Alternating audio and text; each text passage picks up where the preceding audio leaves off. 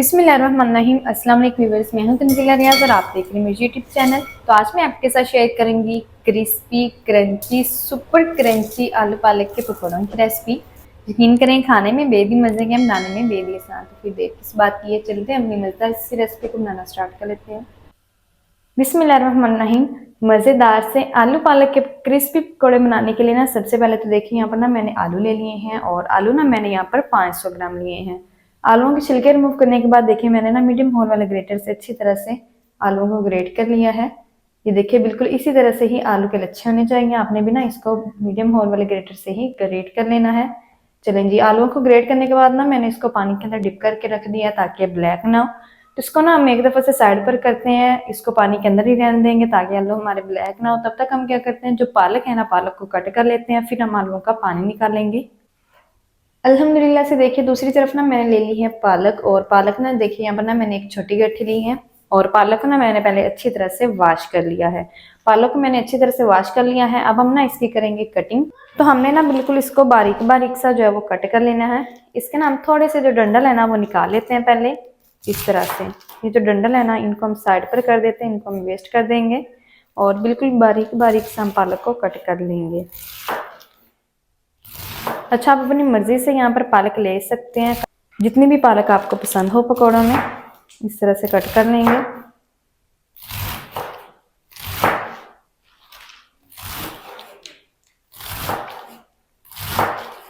अल्हम्दुलिल्लाह से देखिए कम्प्लीटली पालक को ना मैंने अच्छी तरह से देखिए बारीक बारीक कट कर लिया है। पालक भी हमारी कट हो चुकी है, तो इसको ना हम आगे चलकर इस्तेमाल करेंगे। इसको जल्दी से करते हैं साइड पर। तो हमने ना पानी जो है वो अब निकालना है आलूओं का। अच्छा ना मैंने आलूओं को ना 3 से 4 पानी से वॉश करके बाद में इसके अंदर पानी डाला था और पानी के अंदर डिप करके रखा था आलूओं को। अच्छा, आपने ना इसका सारा स्टार्च खत्म करना है। 4 से 5 पानी से अच्छी तरह से आलूओं को वॉश कर लीजिएगा, फिर इससे हमारे पकौड़े ना बहुत ही ज़्यादा क्रिस्पी बनेंगे। तो आलूओं को अब हम निकाल लेते हैं पानी के अंदर से। पानी सारा निकाल लेंगे आलूओं का इस तरह से दबा दबा कर। साथ में एक और बाउल लेंगे और इसके अंदर ना हमने ट्रांसफ़र करते जाना है आलूओं को।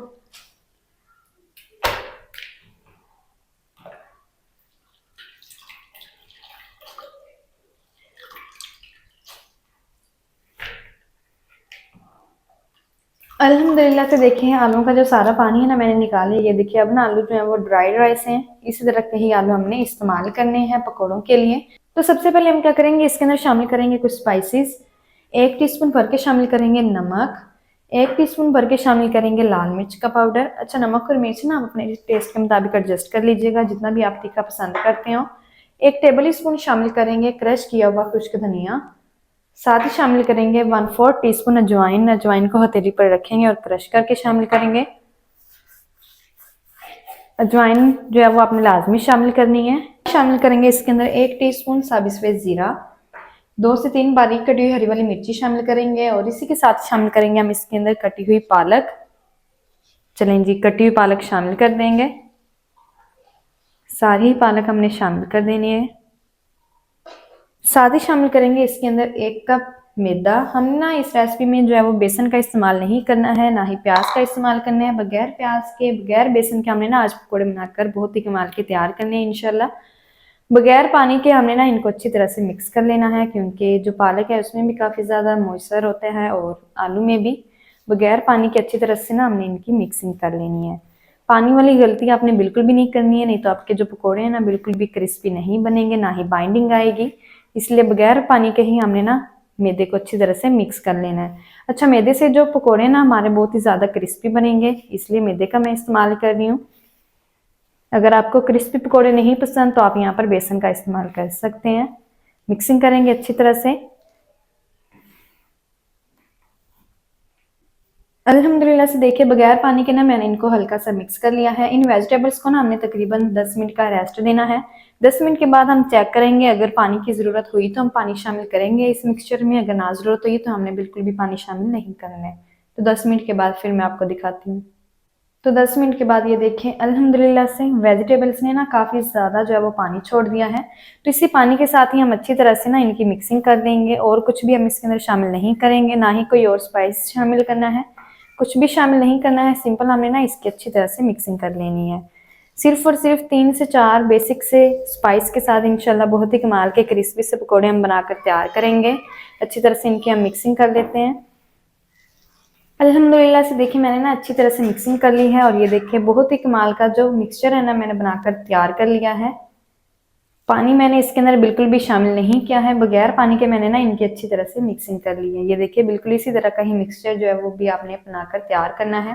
तो मिक्सचर हमारा रेडी हो चुका है, इसको हमने रेस्ट बिल्कुल भी नहीं देना है। जल्दी से ना अब हम करते हैं इस मिक्सचर को साइड पर और पकौड़े बनाना स्टार्ट कर लेते हैं। अल्हम्दुलिल्लाह से देखिए दूसरी तरफ ना पकौड़ों को फ्राई करने के लिए जो कुकिंग ऑयल है ना वो मैंने अच्छी तरह से गर्म कर लिया है। फ्लेम को ना मैंने मीडियम रखा हुआ है और इसके अंदर ना हम अपने जो पकौड़े हैं ना वो शामिल करते जाएंगे इस तरह से। साइज आप अपनी मर्जी से छोटा बड़ा कर सकते हैं, जिस तरह के आपने पकौड़े बनाने हो।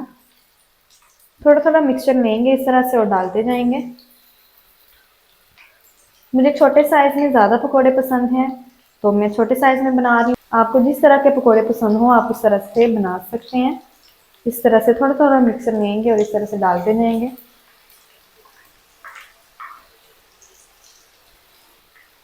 अच्छा, फ्लेम को मैंने इसलिए मीडियम रखा हुआ है, अगर हम हाई रखेंगे ना तो अंदर तक से ये जो पकोड़े हैं ना वो फ्राई नहीं होंगे। फ्लेम को मीडियम रखेंगे ताकि बाहर से क्रिस्पी और अंदर से अच्छी तरह से पक जाएं पकोड़े। एक टाइम में जितने पीसेज आ जाएंगे उतने डाल देंगे इस तरह से।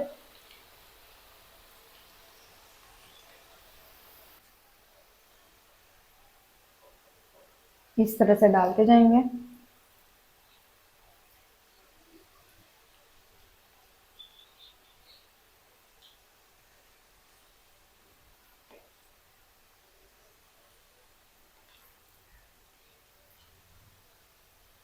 अल्हम्दुलिल्लाह से देखिए एक टाइम में जितना मिक्सचर आ गया ना, जितने पकोड़े आ गए उतने मैंने डाल दिए हैं।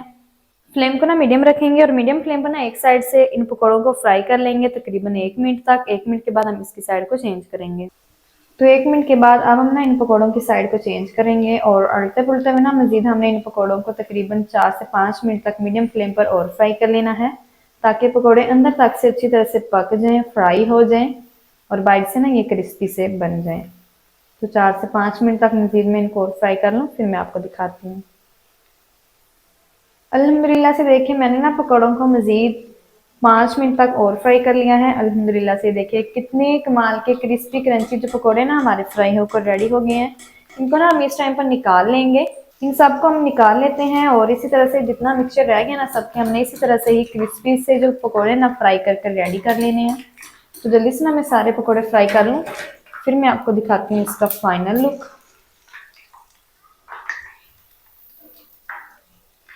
बिस्मिल्लाहिर्रहमानिर्रहीम। तो माशाल्लाह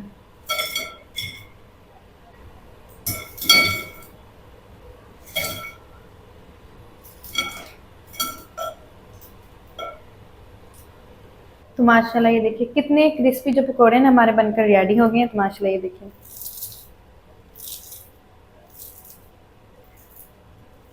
तो आपको ना इसके साउंड से ही अंदाजा हो गया होगा कि ये कितने क्रिस्पी और क्रंची बन चुके हैं। आप ना इनको केचप रायते किसी भी चीज़ के साथ खा सकते हैं। तो माशाल्लाह जी ये थी हमारी आज की रेसिपी क्रिस्पी क्रंची आलू पालक के पकौड़ों की। आलू पालक के पकौड़े मज़ेदार टेस्टी किस तरीके से बनाए जाते हैं तमाम तरीके आपके साथ शेयर कर दिया। वीडियो अच्छा लगे तो वीडियो को लाइक और चैनल को आपने लाजमी सब्सक्राइब करना है। मिलते हैं नेक्स्ट वीडियो के साथ, तब तक के लिए अल्लाह हाफिज़।